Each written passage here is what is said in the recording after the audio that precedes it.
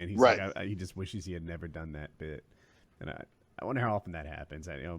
Right. Well, it's what's so hard is I think we're seeing it magnified too. Is how quickly social mores and what's acceptable changes, and I think that's really accelerated as we look at Twitter and things, and you see terms that used to be acceptable are no longer acceptable. And I'm watching Owen Benjamin, who I knew out in LA quite a bit, and who ended up losing his agent over talking about transgender children, and has really now made it this point of he's a guy who, the one thing he is he's a student, and he'll go back and he'll talk about the word the F word that homosexuals don't like, and talk about like the origins of it means a burden. And you look at how people play these semantic games, and that's why it is interesting as a comedian who you make your living with words, when people will change the meaning or what words are acceptable, and you've got material from 10 years ago. And as people who put things out there on a podcast or on Twitter or on social media, now there's this record. And what was acceptable at the time may not be acceptable in today's current day, but people won't give it that context of, keep in mind, this joke was made 10 years ago. And at the time when Chris Rock said it, that was groundbreaking, that was funny. And now, it's changed. The landscape but you is don't so get to go tricky, back and change it. right? Because Yeah. it was an hour ago we were talking about how things that would have gotten banned off television would be Right. commonplace now. And here we are saying, oh my God, you drop the F word that homosexuals dislike so much, and suddenly it's a terrible, We can say terrible it. thing. We don't work for NBC. Right. Right. But they're not hiring I mean, me. and that's what's interesting is the idea of, again, that's why I say, Changing landscape. when you make a living with words, it's scary when words, the meaning can change, or what's acceptable can change. And that's why that people don't fight more ferociously, fight back on that, particularly people in this community.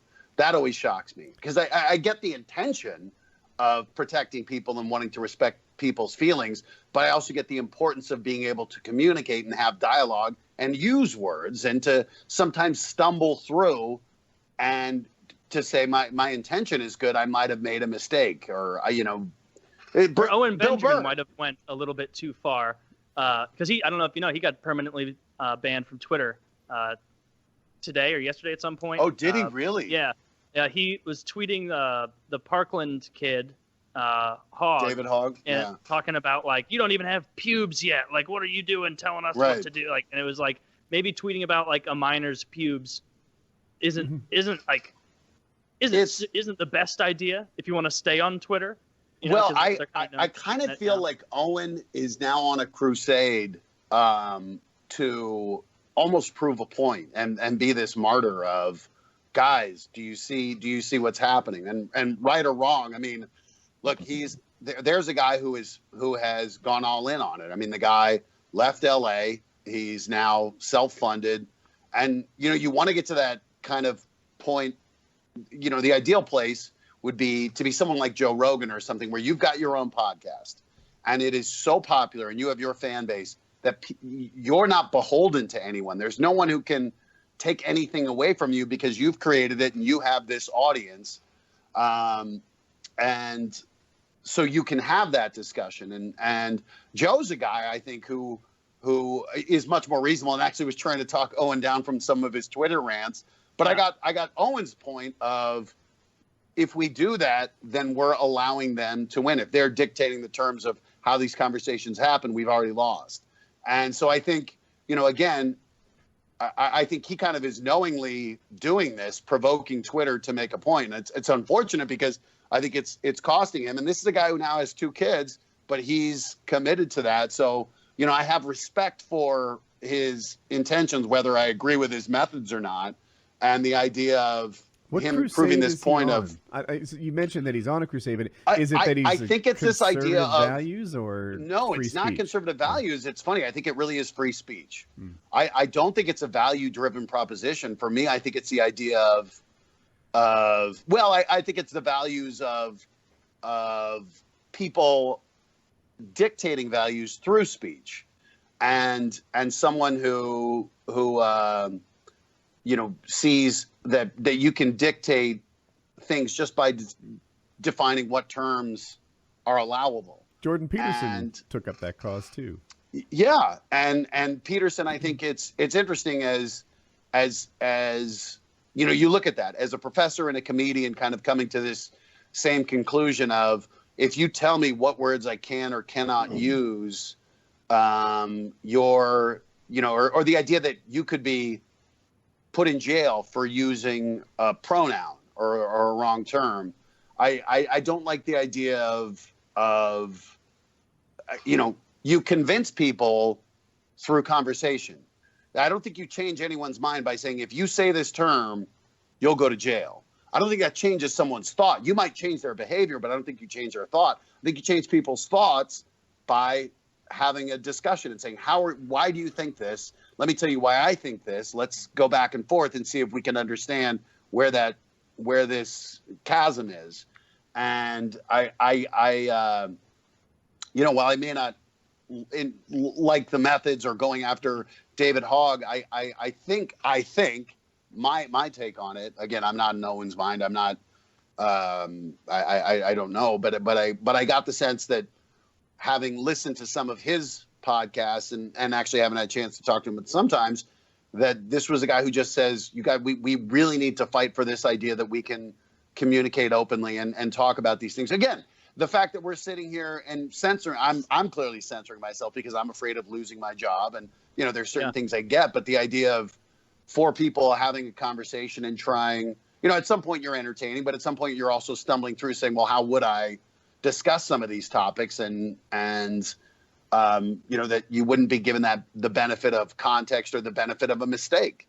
I have my friend PJ Walsh, who's a comedian, said we used to learn from our mistakes. Now we're defined by them. And I thought that was a really good point. Of it used to be you could make a mistake and say, oh, I was wrong. I'm learning from that. And now instead you're crucified and your career could be over and you're an example. And everyone makes them. If you put a mic in front of anyone long you're enough, going to. They'll say something. Oh, yeah. Milo did it with the whole just on pedo thing, and right.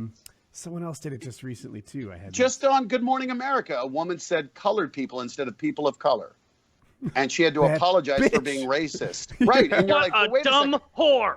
And I loved it. Someone wrote, it's the same. I mean, grammatically speaking, it's the same. But one is acceptable and one is considered outdated. Yeah, I'm going to take this to the NAAPOC. Right. When did Negro go out of vogue? Right. And they talk about that. It went from black to Negro to colored to Afro-American to African-American to people of color. Black, briefly. And back to black. But it's interesting. Oh, it's not black anymore? No, black is fine. Oh, thank God. Right. It's always been my favorite. Oh, thank God. The idea if you get it wrong or if you're not on someone else's time schedule, you're done. And that's the scary proposition. Like Bruce, or if someone just doesn't like you and they can kind of twist something you said into being perceived by others. People won't take context. Just there's checking. power in victimhood. I'm okay with yellow, right? You're not going to get any complaints from it. All right, because it just seems so parallel to black and white. Yellow and brown should work. Brown's fine. Brown's okay. Yellow is frowned upon. Well, these rules don't make any sense at all. Yeah, you go back to Oriental like you did. Well, that's what it is. These rules that change and that now have serious consequences. If yellow's no good, I'll just stick with Charlie. That's what we used in the 40s. Right. There it is. And that's the one that they just take that soundbite and they won't give it any context, right?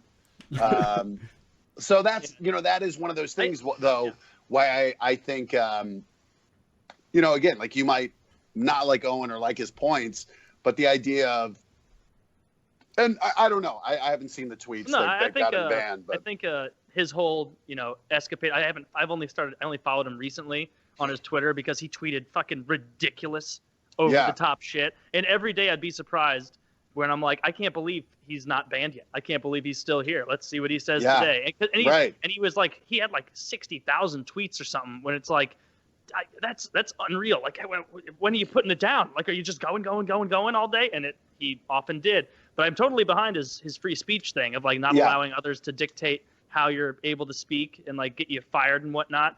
But he almost got like so into his kind of not vendetta, because he's not trying to get back at someone, his cause, I guess. He got so into that like it became apparent that he just started saying ridiculous shit for the sake of it, when it's like, no, like you need to different, and then you kind of hide behind the umbrella of, oh, I'm just being politically incorrect. It's like, well, no, that's not really politically incorrect. You're just kind of being shitty. Like saying illegal immigrants are an enormous burden on our taxpayers. That's politically incorrect. You're not supposed to say that kind of shit. Like at some point there is a line you cross where like it still shouldn't ruin your life or anything, but like it's like, dude, you're just saying things for the purpose of being incendiary, so that it's like a self-fulfilling prophecy of, eventually they'll ban you, and when they do, you can hang your hat on, I was a free speech warrior, not just a guy intentionally quasi breaking the terms of service on Twitter. Right.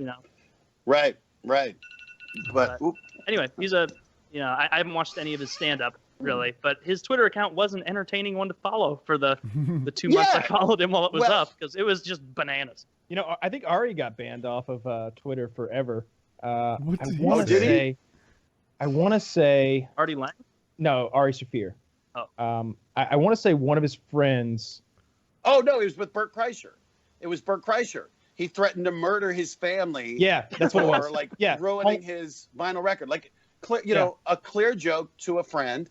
But again, I get where, I get Twitter's predicament of trying to make it a reasonable place. But again, when you start drawing these lines of what is moral, when a company is doing it as opposed to, the government or lawyers or the free, when you talk about hate speech, well, what is hateful? What qualifies as that? And the idea of a company doing it, I mean, I get it's their service, they get to determine it. But I also get where, this point of, I don't like the idea of this medium that we presume to be this open exchange of ideas really isn't. I mean, it is that thing of, shame on us, I guess, for thinking it is, because it is a company that's trying to earn money. So I can understand why they police it. But it's a moving target. It's a moving target as to what's acceptable. Yeah, I think he said he was going to like home invade his family and murder them all. Yeah, and it was literally because the guy had his record. It was Bert. It's Bert Kreischer, who's like been his friend for 20 years. That's what he told him at Twitter. He's like, look, first of all, this guy's my friend, and second of all, he has my record. Yeah. I mean, I'd be justified. Yeah. It's again, it is hard to differentiate. You're right. Like, what is? And I get Twitter's position, and again, I'm not endorsing actually what they're saying, but I just believe this thing of, I much prefer the idea of allowing us to be adults, and if you don't like something, you unfollow someone or you block them, and that's how you do it. Let us handle it, rather than you being this paternalistic figure who's going to determine what is hate speech or what is offensive and taking like you they off. Don't, That's like, the ideal. It's like they think that their corner of the internet exists isolated from that other corner of the internet that we were just discussing. Like, if you're on the internet, like you're already numb to this shit, right? Like we were just talking about watching donkeys come on ladies. Company, you have a really tough spot, because the companies don't want these places to be so toxic. They don't want them to be platforms for bullying, not because they have an agenda, but because that's bad for their platform, right? Right. If this is a place that I find really unpleasant every time I go there because it's a toxic wasteland, then that Twitter will become less popular and some new one will pop up.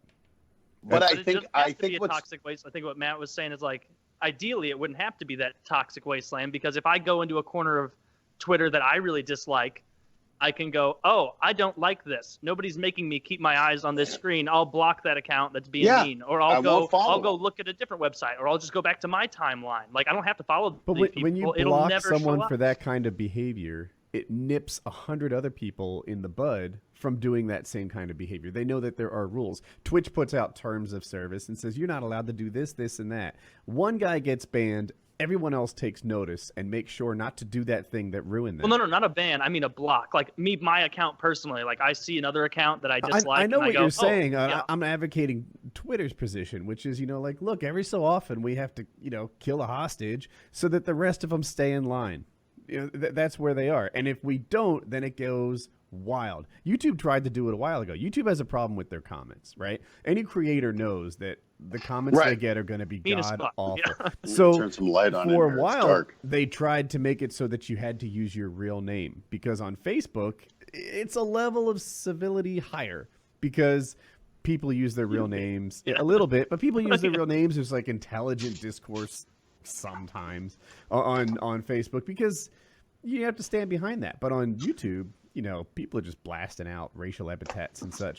So they tried to make people use their real names. It didn't stick. Everyone rebelled and it didn't stick. But I can see why these platforms try to keep things at least somewhat kind of civil, because if you don't, it'll kill them.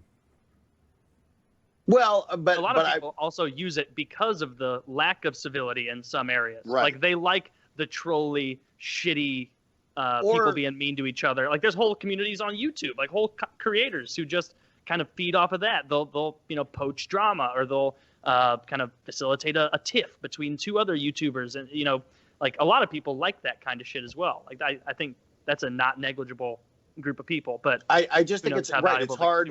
It's hard to be that company and to say, well, we all agree that you shouldn't say this. Yeah, okay, that sounds right. You shouldn't bully someone, but you see that. I think what happens is, well, what constitutes bullying, and these things of, well, Bert Kreischer, or Ari Shaffir made a death threat. Well, that was a joke, but I can see how if you didn't know, you think it is. Again, it's context.